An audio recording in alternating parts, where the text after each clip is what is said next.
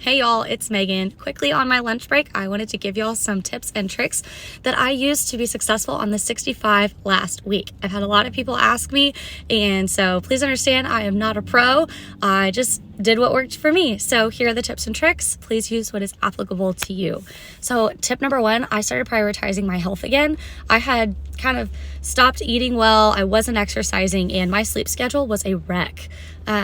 If you're not prioritizing your health and just your basic necessities, then you're not going to be able to get any new information and perform well. So that's a really big one. Make sure that you're taking care of yourself so that you can study well.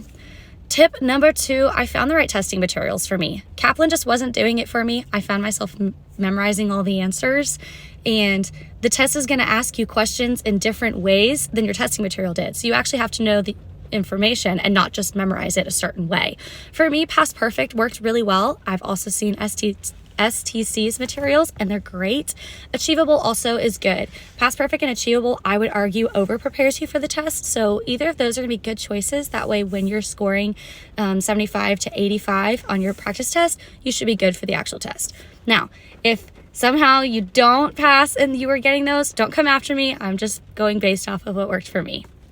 A third tip is make sure you're studying at the right time for you. If you're not a morning person, you're probably not going to retain any information in the morning. Now, you can try, but do what's right for your body and you'll see a lot more success go that way. I study better in the evenings, so I made sure that nothing was going on in the evenings and I shut down life and I really got after it and I prioritized rest and taking care of my body in the morning.